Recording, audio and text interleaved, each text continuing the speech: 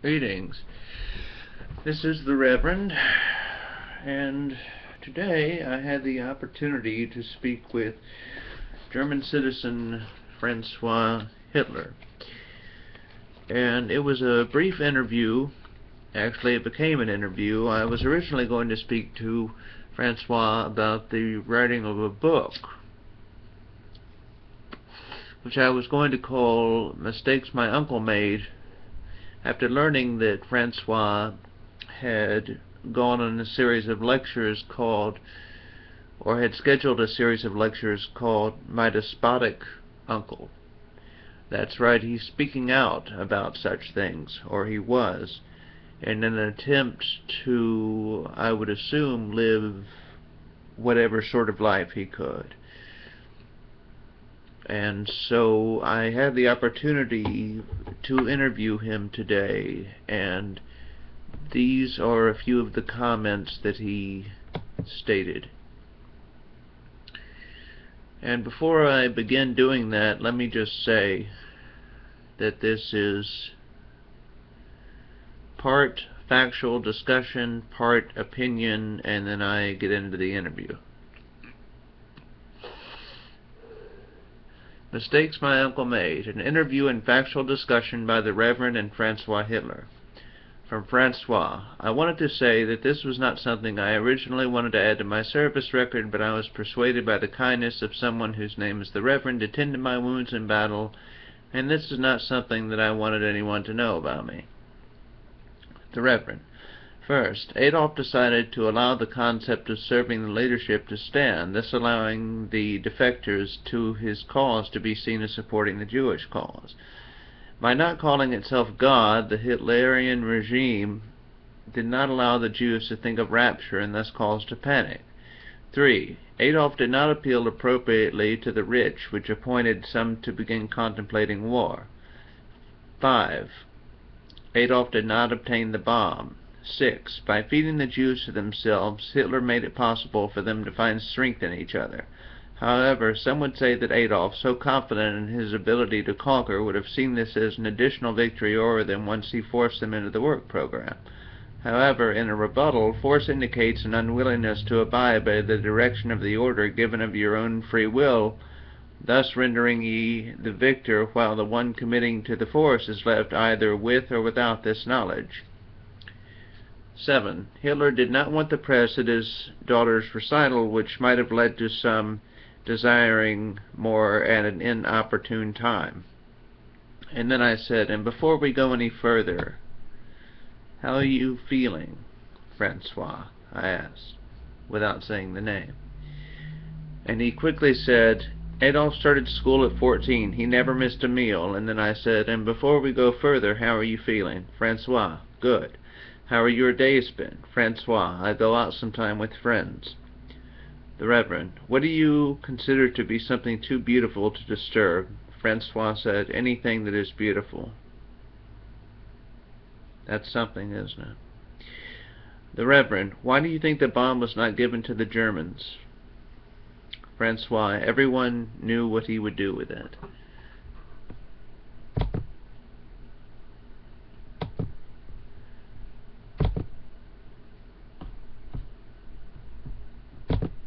And that then is the end. So even though this was a rather short video, I realized that I'd probably not spoken to some of you in a little while, other than to make a video of me playing guitar. And I felt that this was something important, because I think that in the world today, that many of those that were in World War II are now growing old, and they are understanding that the Vietnam generation is going to have their understandings in the world be seen as that which should be addressed, which will enable better hospital care and better medical treatment.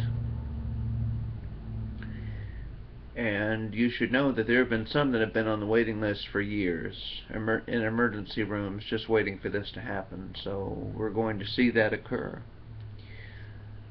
And so I wanted this to be part opportunity to allow some to understand that Hitler was not perfect, that that which was seen as clean and so close to being an end to the war in opposite hands, alternating hands perhaps you might want to say, was not so that way. You know, simply not having the bomb was not enough. You know, it was not. You would have to have the uranium enriched. You would have to have enough of the, and I believe it's uranium-238, to be able to accurately make an atomic bomb. And you would have to have the right amount of it. It would have to be created appropriately, and it requires some time to do. However, what we did here in America, we had the plutonium, which was a additional way of doing so, and we had an implosion occurring with the plutonium in our, I think it was it Little Boy and Fat Man, or something like that. I think that's what it was, over Hiroshima and Nagasaki. And that's what we did.